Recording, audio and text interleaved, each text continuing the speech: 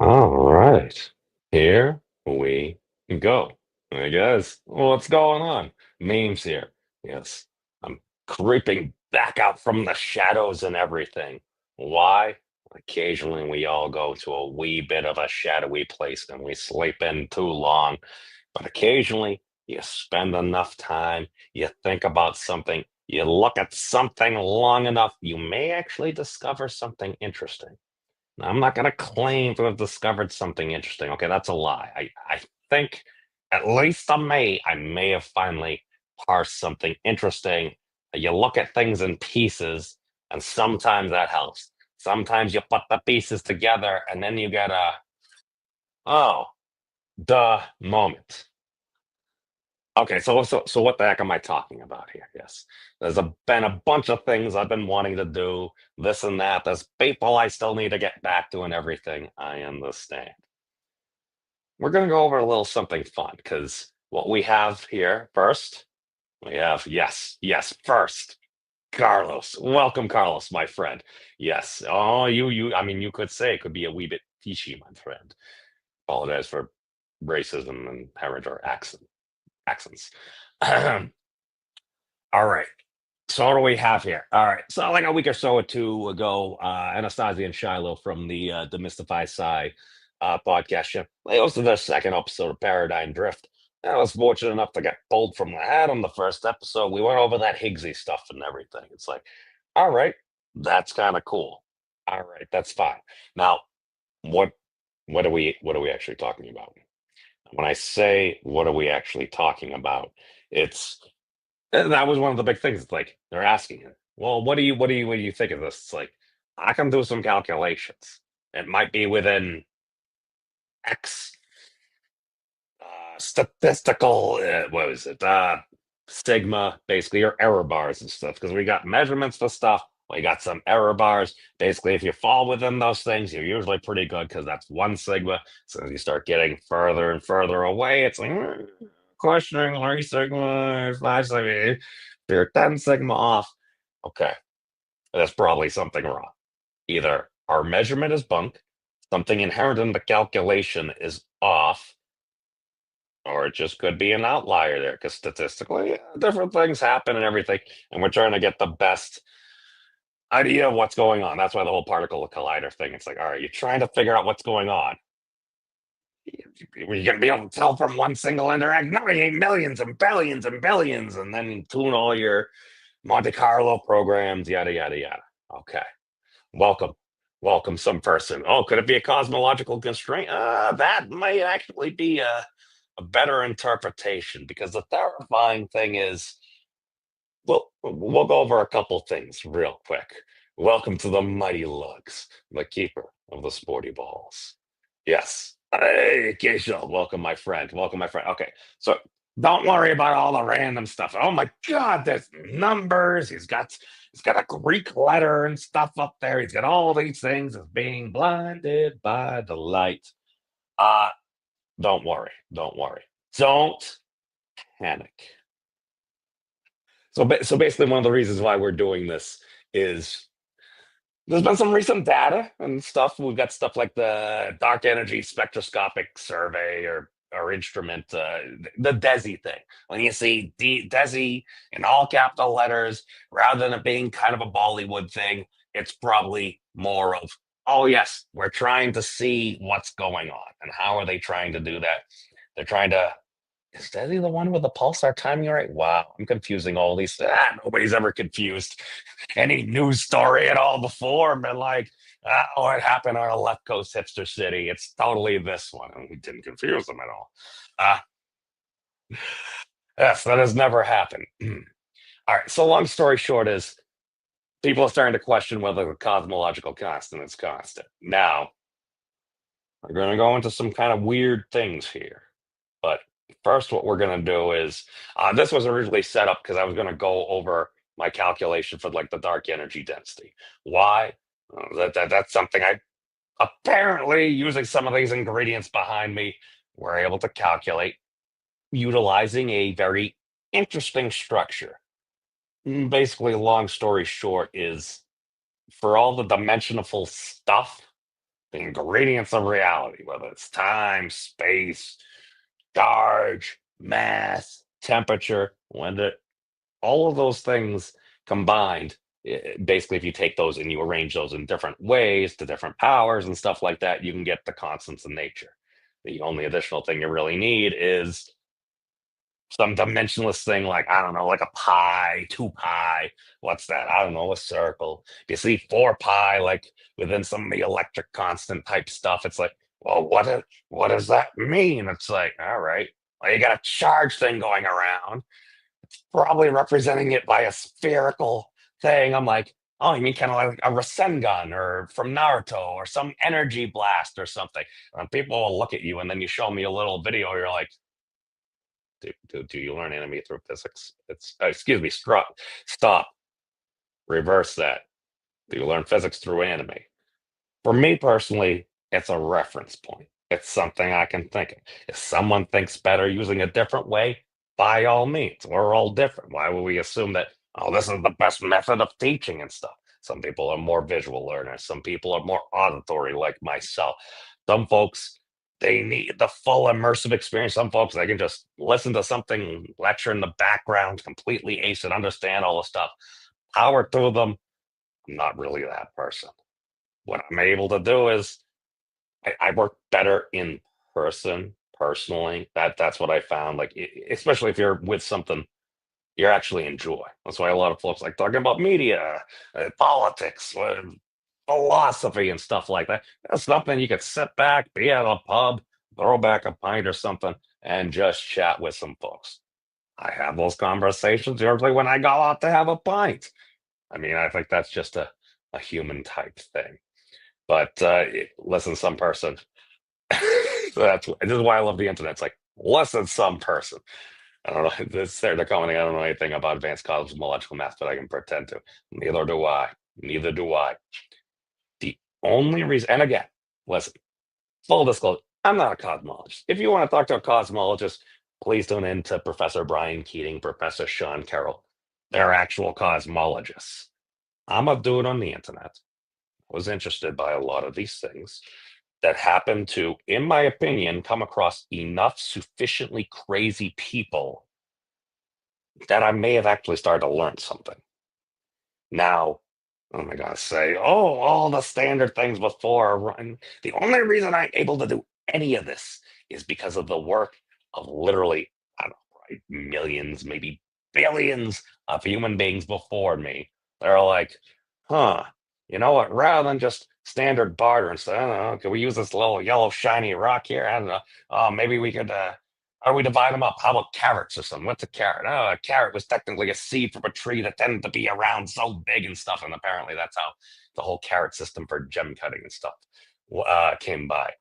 But basically, people that have worked hard utilizing sufficiently advanced technology to basically do magic. Because as we know from Arthur C. Clarke, any sufficiently advanced technology is indistinguishable from magic. Okay. I'm willing to consider that. I'm like, all right, we have technology, we can measure things a whole lot better than we used to.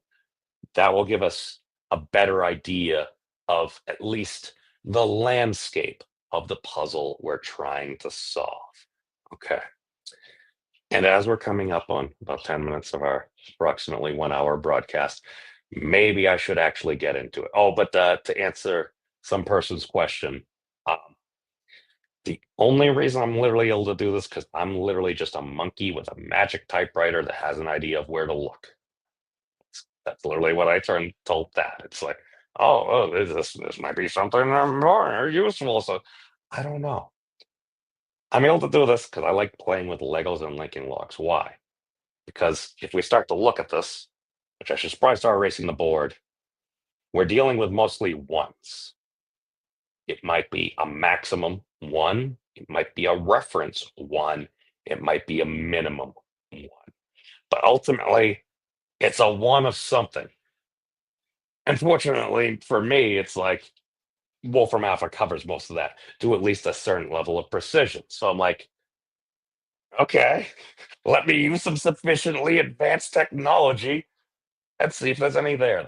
So let's get into this. It was actually kind of warm, so we were able to throw on a few shorts for today. So let's do this. So let's boot it up. All right. So basically, I was going to go into the presentation. It's a good thing I didn't get called the other day because I probably would have given another scapegoated argument when they actually asked, "Oh, well, what does the math mean?" And at one point, they're like, "Oh, look, our first mathematical physicist or our first mathematician." It's like that's a great compliment. It's a lie. I'm not a mathematician. Why? Because mathematicians actually know the full project, or at least I would hope, of logic and everything. I'm just putting some numbers in there. I got a number. We got at least a form. We'll go into exactly what it is. So, long story short, is what's going to happen when you see a constant in nature. So, if you've been following Thad stuff, Thad Roberts, here on YouTube, on the Twitters, um, basically you can find that there's a limited number of ingredients because you're going to see things. If you ever go to Codata or NIST for all the different constants in nature, what are you going to see? You're going to see a string of digits. You're probably going to see an exponential magnitude, and then you're going to see some dimensions, the dimensions it's expressed in. So if you see the speed of light, you're going to see about uh, 2.9979 yada yada times 10 to the 8 meters per second. Okay, what does that mean? That means the speed of light is pretty darn close to 300,000 kilometers per second. Very fast. That's the correct term because it's 1,000 meters, 300,000. Okay, that's right, because it's 300 million meters if we do it the other way. Yes, that sounds correct. Okay. But the speed of light, it's a speed. Why? Well, number one, we say it's the speed of light. Two, we need to add in a vacuum because if it's going through another medium, it's going to be a bit different. So, but it's speed. Why? Because speed, the length divided by a time. So it's like, all right, speed is, approximately basically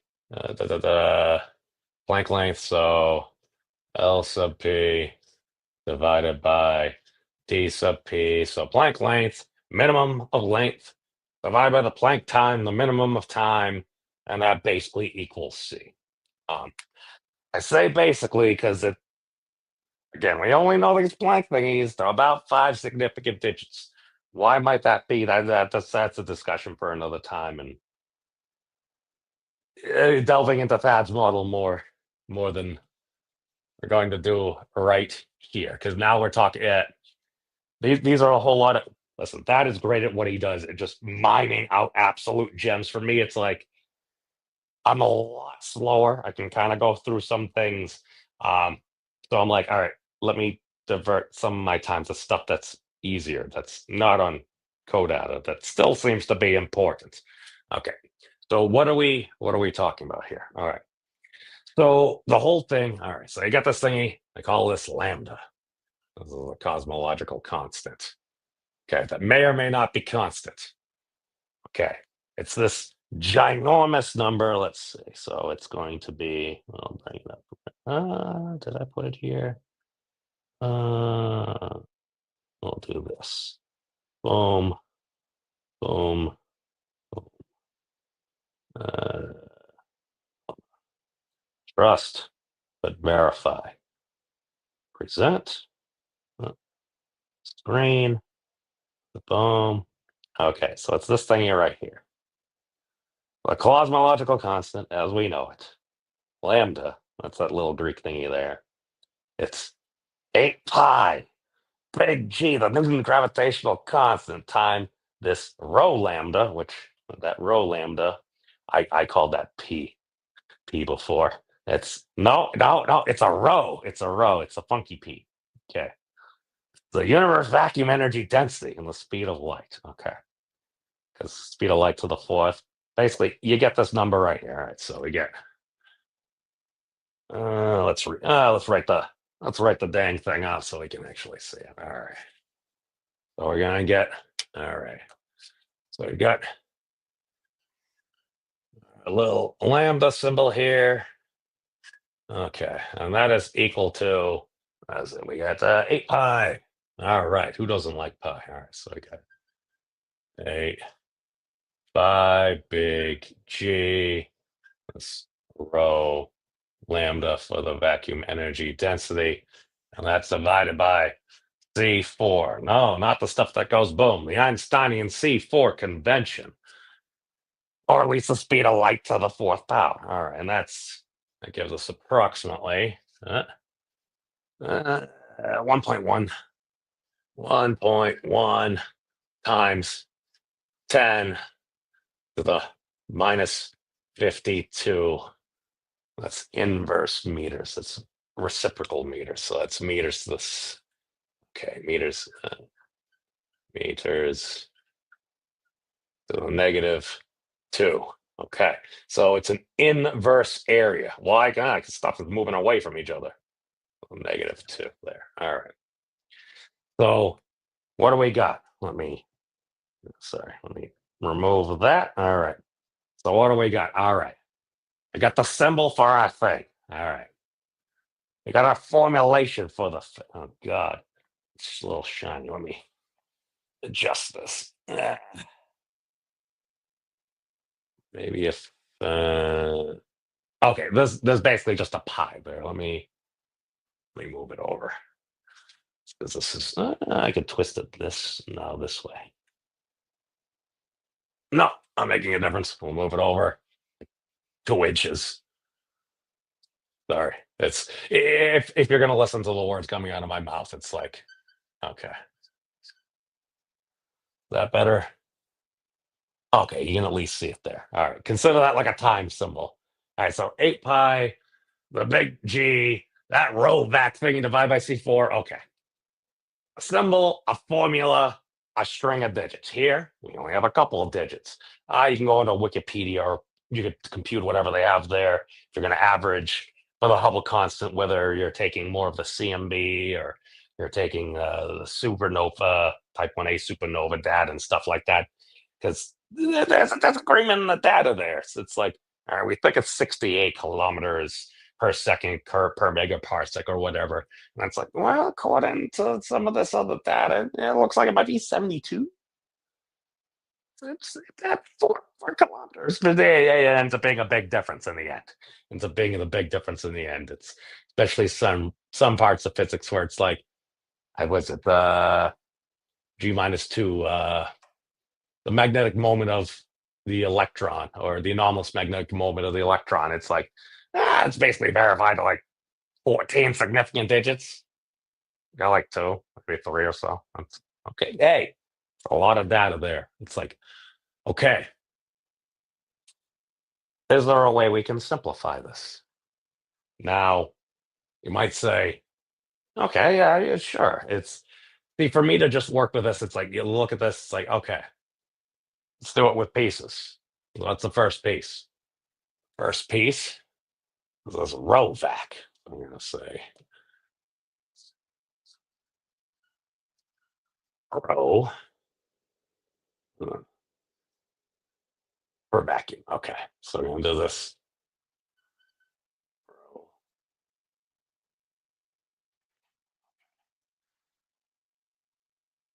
And this is equal to, and then I'll give you a little formula here. It's principal from alpha, and I can do that. So we can just go to universe vacuum energy density. So we literally just do universe vacuum energy density. I know how exciting. Okay, so it gives you this, the universe vacuum energy density. And you're like, wait a second. Like, these things seem to be different expressions of one another. It's like, wait a second. C4, 8 pi, big G. Wait a sec. We're literally defining it via this here because that C4 over 8 pi big G, C4 8 pi big G. So that goes there. Sorry, we're skipping ahead. That goes there, except this is inverse. WTF, mate? What is going on here? I almost forgot about this. Okay. Oh, let's write this down first. All right. All right. C4 and lambda. All right. So we got this is equal to C4 lambda. And then we got 8 pi big G. And then, yeah, that's it. It's like, wait a second. Hold on. Hold on. So the term here for lambda is this one, the vacuum energy density. Okay. And then this term here, the cosmological constant, or lambda.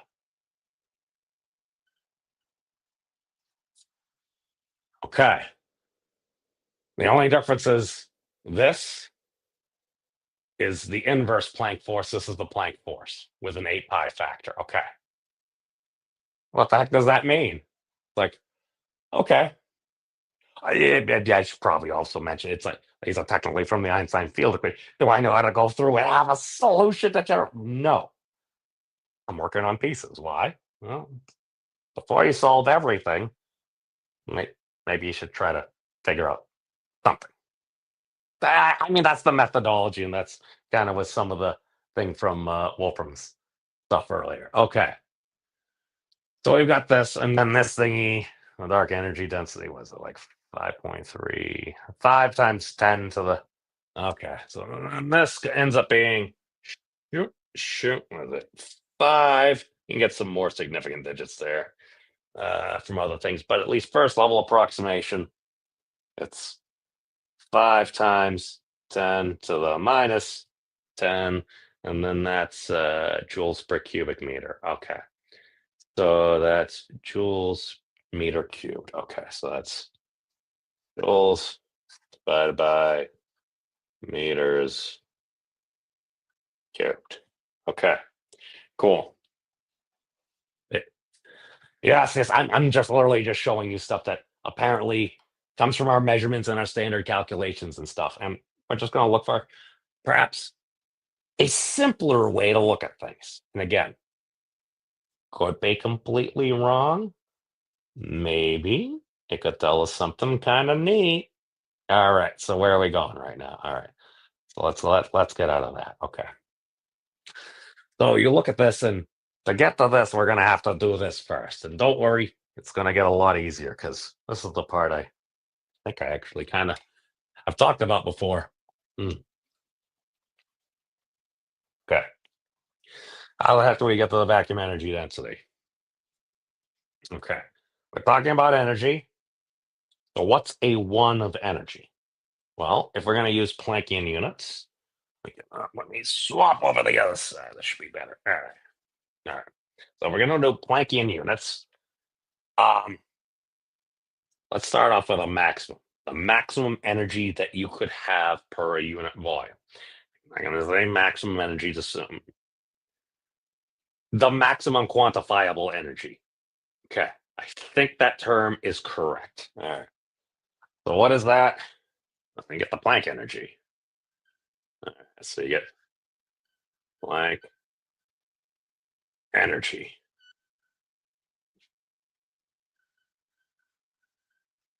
Okay. Very large number. Very large number. Okay. So we're gonna do a real quick little thing. Where are we? Okay. So how about this? Let's do the Planck energy. We're gonna do a little exercise. Planck energy.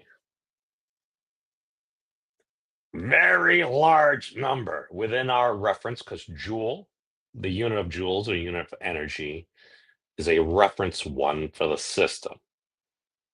It's not even. We're gonna sidetrack into joules. You might think the joule is an arbitrary thing. Actually, not arbitrary, knowing what the unit. Okay. It's got all these things, 10 to the 7 ergs, all these random numbers, and okay, not random numbers. There's the interesting thing. divided by c squared. Because that's the energy conversion factor. E equals mc squared, my friends. All right. You get this number. It's probably an arbitrary number. Why, if you divide the unit of energy, do you get a mass out? Well, you're doing the c squared conversion. Oh, wait. The relativistic mass equivalent of 1 joule. Okay, yeah, we just defined that. So what? Let's just take c squared by itself. It's c squared. It's going to be a big number. Unit. Okay, like 10 to the 16. Very big number. Okay. What happens if we took its inverse? I mean, you take the inverse, you go from a very big number to a very small number. Wait a second. 10 to the minus 17. 1.113 times 10 to the minus 17. That looks suspiciously like when we divided 1 joule by c. Oh, look, it's the same number. A different dimension because we just had a 1. Now we're dividing it. So 1 joule is literally the c squared conversion ratio.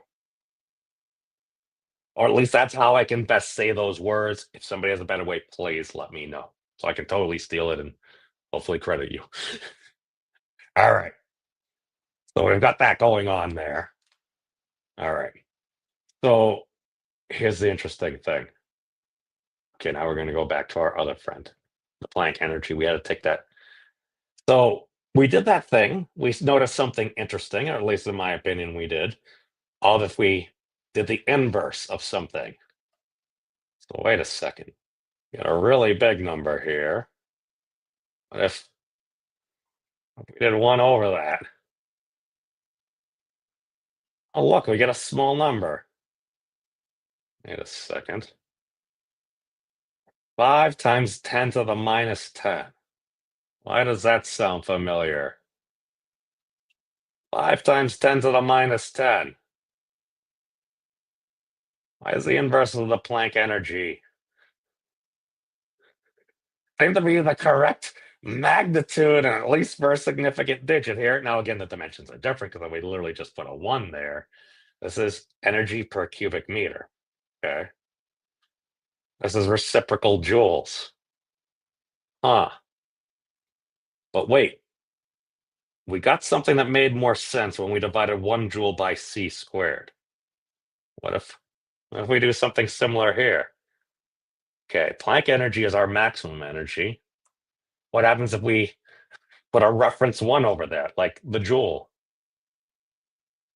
Oh, okay, that's better, I guess. It's dimensionless, but we don't have the correct units. Why don't we have the correct units? Because you get an energy dimension, a magnitude of energy divided by a magnitude of energy. The energy is going to cancel out and just give you a dimensionless number. That's just kind of how it works. Hey, howdy then. Like if I'm joining my friend, we're just going over a little interesting thing that I decided to emerge for because now I may actually have a better intuition of I might be learning. We'll leave it at that for right now. Okay. You've got this over this. It's like, all right, let's remove that. All right. So if we did that, all right, so let's just take this. Okay, so we had 1 joule. I'm just gonna put a 1 there because I can. I'm gonna put joule.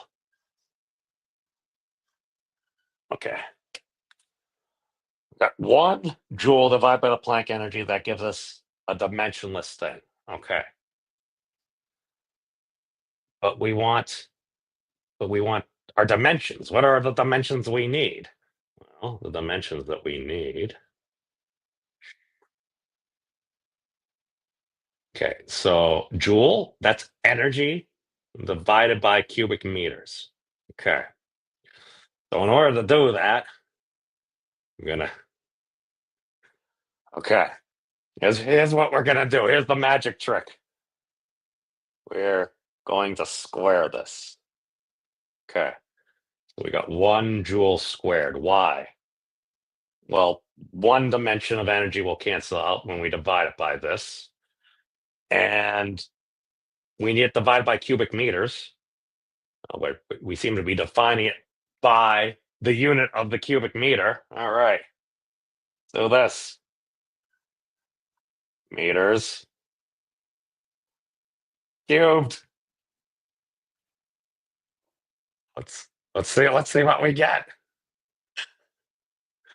I know. That's all right. So we're gonna square this first. Okay. So now we've got a dimension of energy, but we need it's divided by a volume. All right. Planck energy times meters cubed. All right. Lucky. Wait. So by taking the unit one of the reference unit of energy squared, and we divide it by the maximum energy divided by the reference one of length, the meter. We get about 96% of the universe vacuum energy density. I mean, that's pretty neat. That was what it kind of originally got me into this. So I'm like, all right, cool. What else? What would we need to get it to be basically precisely the vacuum energy? All right. Well, to do that, we should probably actually develop an intuition about what the heck we're talking about. It's a vacuum energy density. You can do all these calculations. Okay, yeah, you can do some basic math and stuff like that. But what is a physical intuition?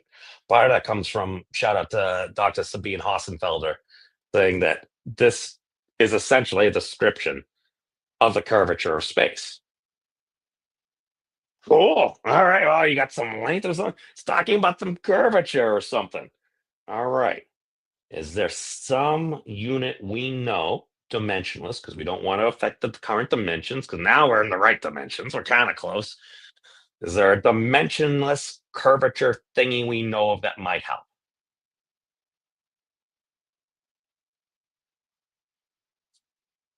I wrote that one there for a reason. I didn't necessarily need the one. It's good to remember, but yes. How about pi? That's the circle constant that seems to appear all throughout different physics and math and all that jazz. Cool. That's not going to get us there. It's like you need pi and something else because pi will end up making it be, I think, too big or yeah, I think it's going to be too big. How about this? I'm talking about an energy density. We're talking about a volume. So we're talking about three spatial dimensions. All right, we'll put a three down there. I mean, that's probably the worst justification in the world, but it's like, wait. So what you're saying is pi joules squared divided by three Planck energy meters cubed is going to give us the vacuum energy density? I don't know. Let's see. Okay. So we needed throw pi up there.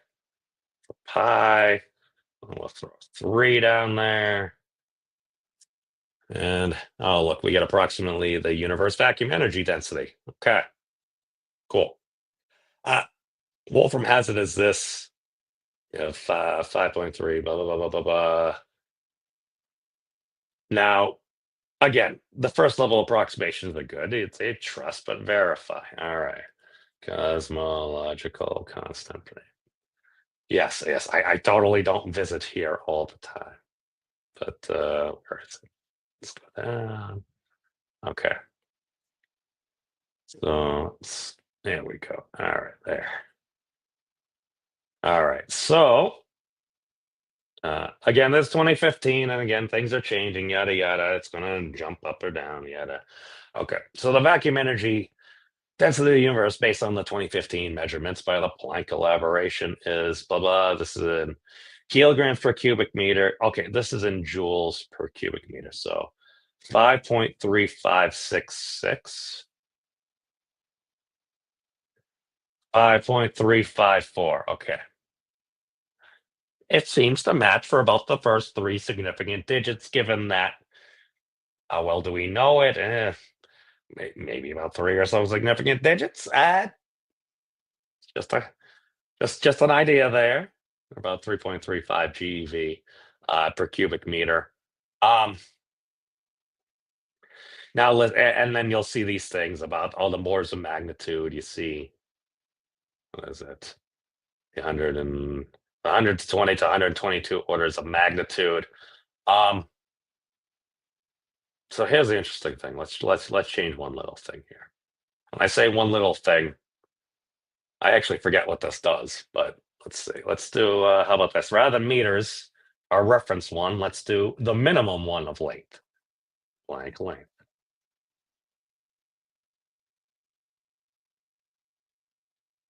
Okay, so that's about 104 times off. Um, because it even for I've talked with different even physicists and stuff like that, because a lot of times you have your particular perspective and stuff, and it's like if you haven't spent much time thinking about it, you just heard something. It's like, smart people out there, you listen to them. Why? Because they're smart. Okay. Now that was well over 100 magnitudes off, but what I'm thinking is, okay, I'm using Planck stuff here. Okay. I'm using a reference one of energy here. All right. I'm using the reference one of length. Okay. I'm thinking, what if rather than having to put the Planck length for some of these things, you just literally do meters or meters squared? Because that seems to be popping up an awful lot in a lot of these things. But again, even if that's the case, it's just numerology until you have a fundamental theory behind it. Because you need to actually explain what's going on. You can have all this numerology. Oh, great. Oh, yeah, that's fantastic. Oh, you got the numbers. What does it mean? What does it mean? Okay.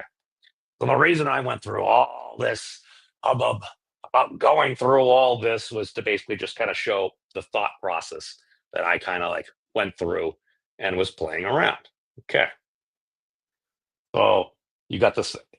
The long story short is I looked at this, I try to play around three Planck energy cubic meters. Yeah, what does that mean? It's okay. You look at it, it's like, okay, let's actually do it. It's literally just boom, just window, boom, boom, boom. All right.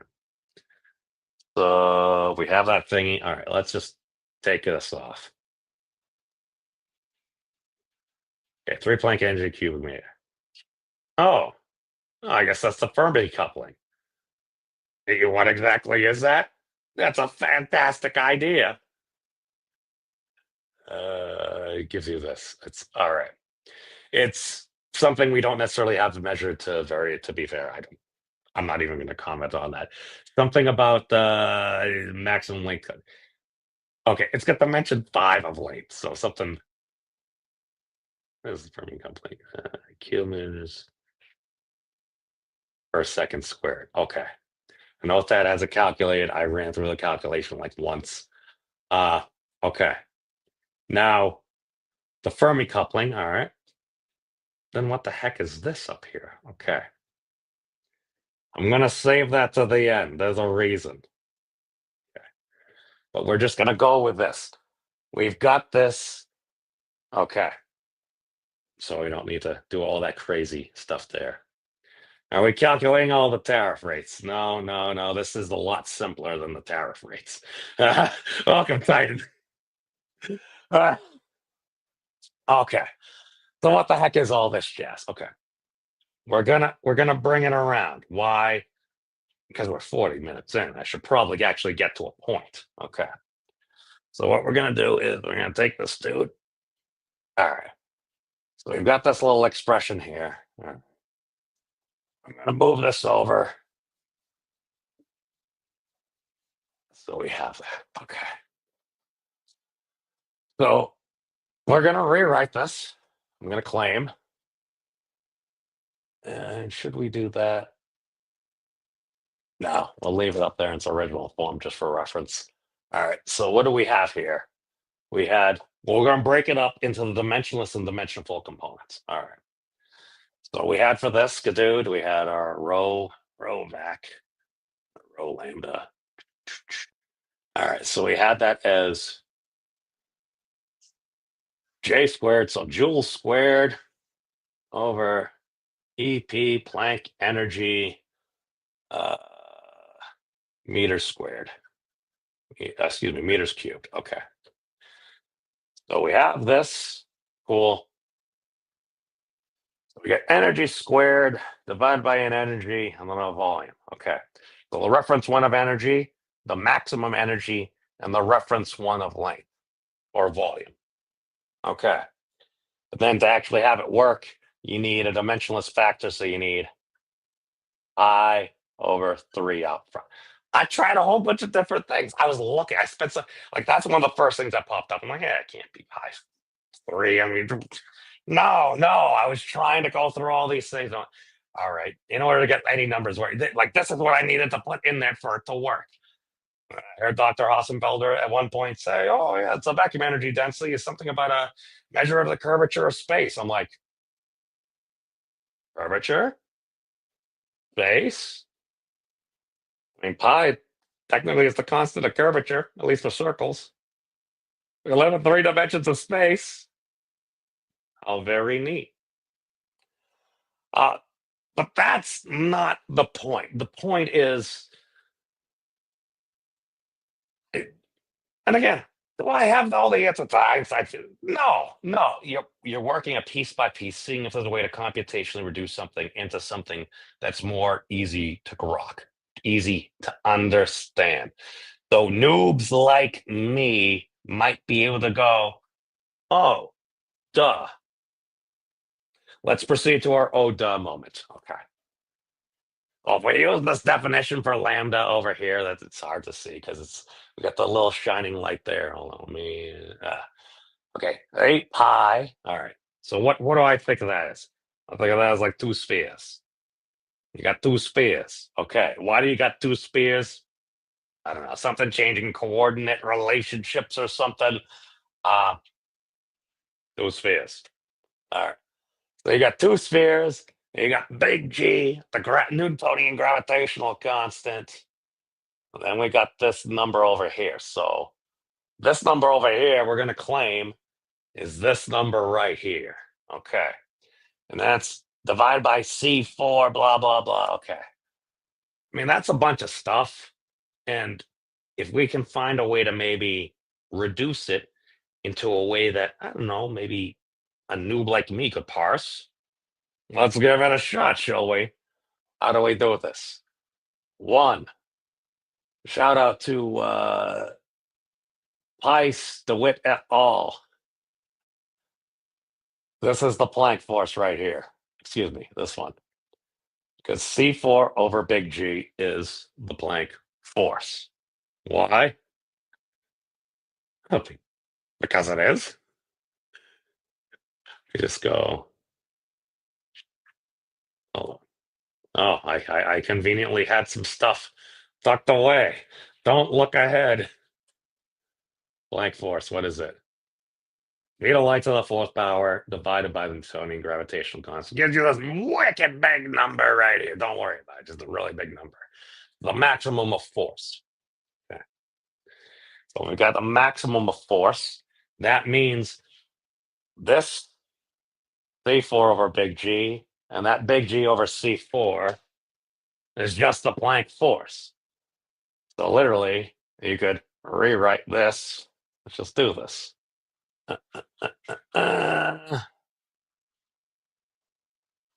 that's C4 over big G. So this just turns into force Planck. So FP. And then this is the inverse, so it's going to be divided by the Planck force. Just FP. All right. So now you got 8 pi, 2 spheres times this vacuum energy density divided by the Planck force. Oh, God, I'm still showing up. Sorry. All right. So we got 8 pi or 2 spheres times this vacuum energy density, this rho lambda thingy divided by the Planck force. Okay, all right, something divided by the maximum force. Okay, groovy. All right. And then for this rho vac, this is the Planck force times the cosmological constant lambda divided by 8 pi or 2 spheres. You're like, Seems very interesting. Okay.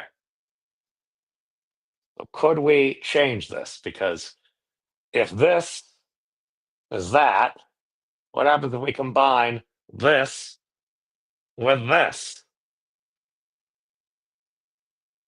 Oh, that's very interesting.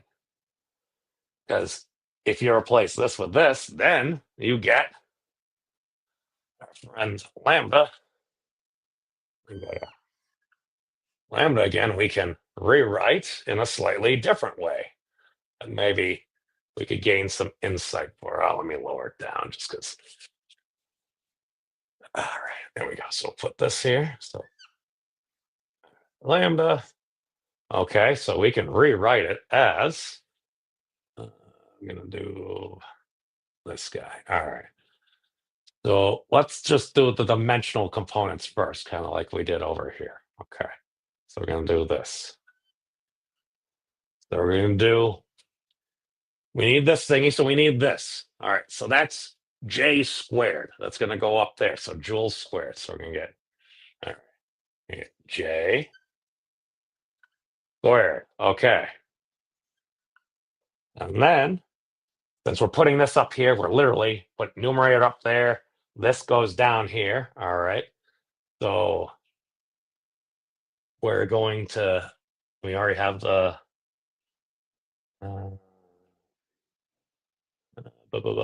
which one should I do first? Okay. I'll just do the energy. Doesn't matter. Well, commutative belief, so it doesn't really matter the order, at least in this formulation. All right. So you got EP and M3, so meters to the third. So M3. We got the Planck force down there, so we just bring this down here. Okay. All right. And then we've got our dimensional components. We got our energy squared for this guy. We've got the maximum energy here. We've got the reference one of volume here. And then we've got the maximum of force here. All right. And then we had 8 pi. So we can just bring this 8 pi out here. Oh, look, we had another pi. Let's square that pi because who doesn't like pi? All right. And we divide that whole thing by 3 because we got that 3. Okay. So the claim is that lambda, the cosmological constant, is equal to 8 pi squared divided by 3 times joules squared divided by the Planck energy times the Planck force times meters cubed. I feel like there should have been a little bit more. Okay. These are the numbers that you can, okay. Trust but verify. What the heck is any of this? All right. So we go to our original thing for the vacuum energy density. We got that there. All right, groovy. Okay. So if we, I think I'd go back. Okay. Okay. There we go. All right. So basically, you can break it down like this. All right. What do we got? Basically, 1/3. I don't know why is it 1/3. I don't know. You get the 3 dimensions. I don't know. So 1/3 8 pi squared times joules squared divided by meters cubed, Planck energy, Planck force. Okay. Gives you this 1.112 times 10 to the minus 52 reciprocal meters, an inverse area. Okay. What is the cosmological constant? Okay. Okay. We only have like 2 digits, at least listed on Wolfram Alpha, so it's rounding. But at least according to the approximation numbers on Wolfram Alpha, that is equal to that. So, yeah, I mean, it gives me a little buzz. I mean, to be fair, we can't really say this is true. That's an inaccuracy there. It is rounding. Because if we just go to the cosmological constant, see, it's 1.1 times 10 to the minus 52 reciprocal meters or inverse area. Okay, so it's got the first couple of digits, but we only know it through a couple of digits. So the whole point of this is we've got all those things. Now, all these things in Wolfram Alpha and everything, This is brought to us by humanity, i.e., brought to us by viewers like you, because it took all of humanity and to the point where we are to reach a sufficiently advanced technology, to get sufficiently advanced technological measurements to be able to probe reality to this level in order for some rando like me to even try to do this. And what am I doing? I'm not doing string theory. String theory is hard. Those people are geniuses. It's what am I doing? I'm playing with blocks. What are the building blocks? I don't know. The reference one of energy squared divided by the max energy times the maximum force times the reference one of space in 3 dimensions. Okay. Now, what does this mean? That's what we're going to get up to. Oh, look, I'm speeding penguin. Good to see you, my friend. Good to see you. Hopefully, no no tariffs are stopping the penguinness. Oh, dude, that's why I went into science, man. I'm just like, humans are too complicated. All right. This, I can do blocks. I can do some blocks. All right. The joule is basically the reference, the c squared reference to energy. Wait a second. The c squared, wait. If we square 1 joule, wouldn't that give us a C4 relation to energy? Wait, wasn't that originally in like the Einstein C4 convention there? Very interesting. The reference one of energy squared divided by the maximum energy, maximum force, and the one of 3 dimensional space, a reference one. And then this is this little factor here, and don't worry, don't panic. We're gonna get to that. Okay. So number one, what is this? Okay. So let's just look. So let's just get rid of all this junk. Delete that. Delete that. Yes, this is literally welcome to my existential science process here. Energy squared. Okay. What is it? It gives us this number. I don't know a dang thing about this number. It doesn't mean a thing to me at all. Okay, let's conversion from other units. Okay. Okay, it's this. All right. So 1 electron. I don't even know. It's really big number, really small number because it's saying 1 joule squared is 1 electron. All right. Now it gives you the physical quantities. You got all this. All right. So what we got? We got mass squared. Okay. Yeah, because it's energy squared. It would be the joule is a unit of mass times length squared divided by time squared, because length divided by time is the speed of light in Planck units. That squared is c squared. Okay. But this is double all that. Now, I've seen this before. All right. Quadratic Casimir operator of the Poincare group. All right. The Poincare group, like that has something to do with 3 dimensional spherical or n-dimensional spherical transformations and everything. You got this. Okay. I'm like, that thing. All right. What does that mean? It sounds scary. Is there something less scary it might be telling us? We click more. Okay, quadratic Cauchy coefficient. Okay, I've seen different Cauchy formulas and metrics and stuff like that. I'm probably using some or I think it was Cauchy surface. Oh wait, is that actually the Cauchy or is it at K? Wow, see, this is the difference between when you've just listened and then you've heard things. Because sometimes it's like, how do I spell that? Okay. Quadratic Higgs coefficient, you say? Oh, that's something for some reason that seems so unearthly. Nobody probably actually knows what it is. So it gives me a little bit of a warm feeling. Why?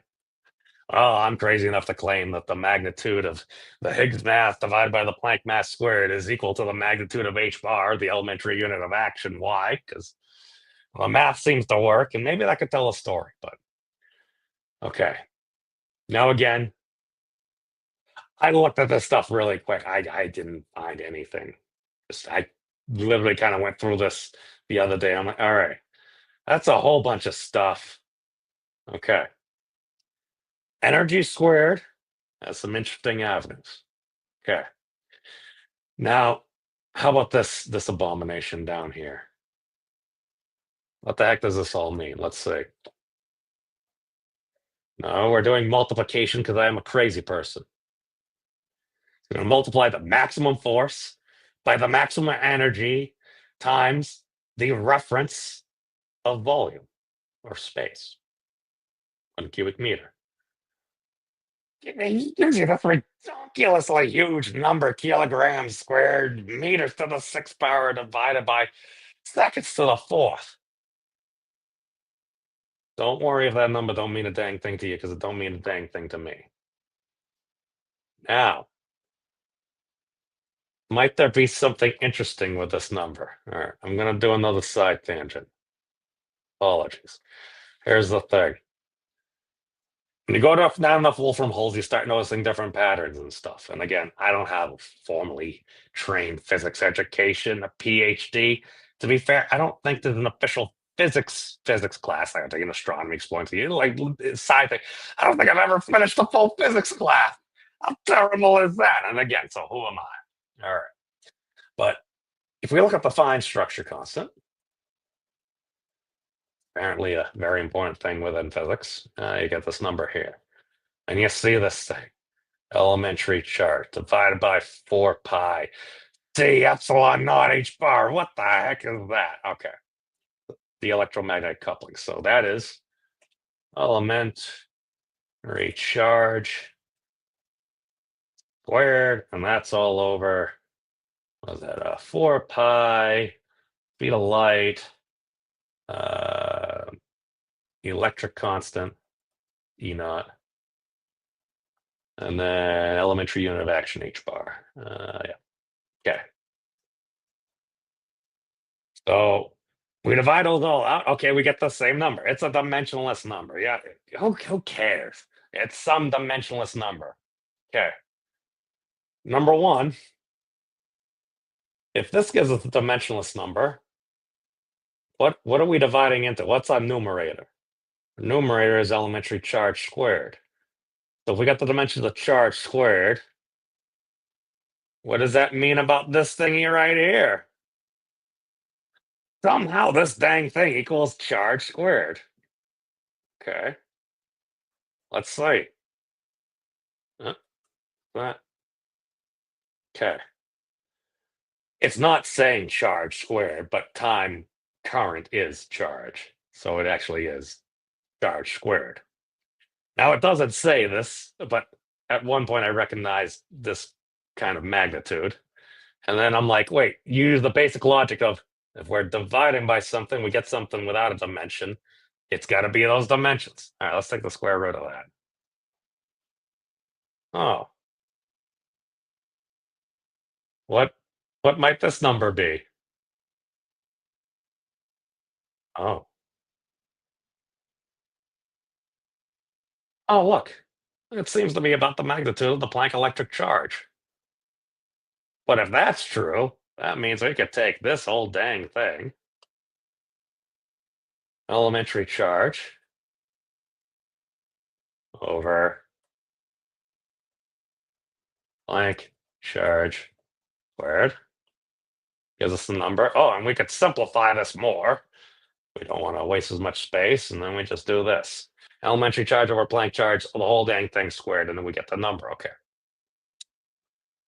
Well, that's the intuition I got, because I'm like, all right, if I'm going to try to work with a dude that at least has an explanation, now you can disagree with it, but it seems to be a way to calculate the fine structure constant by a thing, the inverse of a thing, a volumetric thing divided by a circle set equal to some interesting algebra subtracting out the magnitude of the Planck mass. Might be right, might be wrong, but here's the intuition. So I'm like, let me use some of this intuition and let's go back. So if we got this whole thing, And now we have units that if we square it, we're going to get back maybe something interesting. All right, here's the payoff. For those of you that have made it this far, here's where it gets fun. When you take the square root of the thing that we're dividing energy squared by, you get this really big number that we'll have to save another day to go through that because it's very interesting. What's this? The interpretation is bending stiffness. Oh, didn't Dr. Hospital say something about the curvature of space? Are we saying that this whole dang thing is basically energy squared divided by bending stiffness squared? And it's all multiplied by 8 pi squared. So I don't know, 2 squared spheres divided by 3. Okay. Gone on longer than I expected. It's okay. You want to use this for some ASMR? That's totally fine. I'm sorry, I'm not going to actually get to the physical interpretation right now. It's been over an hour. We need to do dinner. So, um, that's all I got for right now. So, other than that, take care of yourselves, everybody. Peace out and catch you next time, everybody. Have a good weekend, y'all.